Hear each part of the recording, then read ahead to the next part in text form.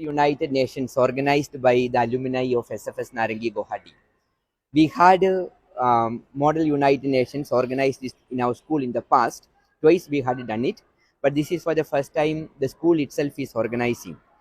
We are convinced and we believe that the students had to be given opportunity for developing themselves, developing their leadership skill, developing their communication skill, their thought process, deep knowledge on topics and subjects and so on. So that is the reason from time to time the school always ensures that the best possible opportunities are given to the students. And this edition, the first edition of the SFS Mun, is in tune with that vision, that expectation that we have for our students. We always believe that global citizens can make a lot of difference for the rest of the world. And creating that mindset of thinking globally,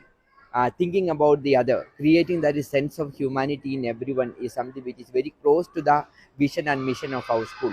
And that is the reason, with the cooperation of our alumni, our teachers, our students, we have organized it. And we are very happy that the students in large number, more than 30 schools are participating in this edition of the month, and there are more than 200 students. They have all reached on time, and we are very hopeful that everything will go well and it will be a wonderful experience for all the delegates who have come from various places.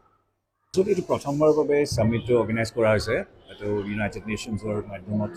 আগতে এইবিলাক হৈ থাকে বিভিন্ন স্কুলত কিন্তু এছএফএছ স্কুলে আজি প্ৰথমবাৰ এটো আয়োজন কৰিছে আৰু এনেকুৱা ধৰণৰ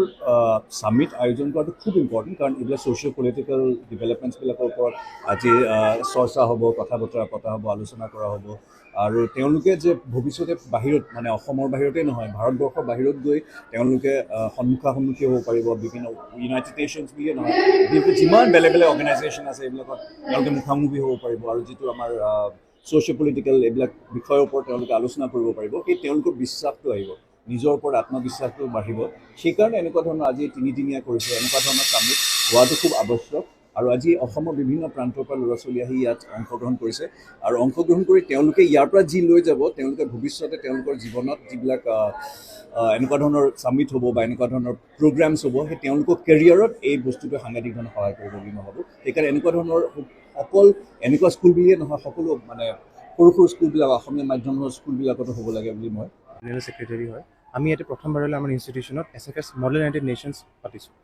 মডেল ইউনাইটেড নেশ্যন আপোনাৰ পাব্লিক স্পিকিং বা আপুনি ক'ব গ'লে তৰ্ক প্ৰতিযোগিতাৰ নিচিনাই হয় য'ত ডেলিগেটছে নিজক নহয় আনক ৰিপ্ৰেজেণ্ট কৰি পেলাই নিজৰ মন্তব্যটো দিয়ে এতিয়া এখন স্কুলত প্ৰথমবাৰ আমি কৰিছোঁ মোৰ then 200 students are participating from various schools 30তকৈ বেছি স্কুল আমাৰ ইয়াতে পাৰ্টিচিপেট কৰি আছে ইয়াতে আপোনালোকে বিভিন্ন ধৰণৰ ষ্টুডেণ্টছ পাব যেনে বিভিন্ন ধৰণৰ মানুহক বিভিন্ন ধৰণৰ দেশক ৰিপ্ৰেজেণ্ট কৰি আছে আমি ইয়াতে কি বিচাৰোঁ যাতে ষ্টুডেণ্টছে যোনটো ভয় হয় পাব্লিক স্পিকিঙৰ যোনটো ভয় থাকে সেই ভয়টো নাইকিয়া হৈ যায় তেওঁলোকে যাতে ইয়াৰ পৰা ওলাই যাই পেলাই দেশৰ ডাঙৰ ডাঙৰ লিডাৰ্ছ হওক বৰ্তমান যিবিলাক আমাৰ ডাঙৰ ডাঙৰ লিডাৰ্ছ আছে ডক্টৰ হিমন্ত বিশ্ব শৰ্মা নৰেন্দ্ৰ মোদী ছাৰ তেওঁলোকৰ দৰে আৰু ডাঙৰ ডাঙৰ ডিপ্ল'মেটছ আমাৰ মেইন মটিভটো এয়াই হৈছে প্লাছ তিনিদিনৰ কনফাৰেঞ্চ হ'ব বহুতটা ইভেণ্টছ থাকিব বহুতটা এজেণ্ডাছ থাকিব তেওঁলোকে নিজৰ মন্তব্য তাতে দিব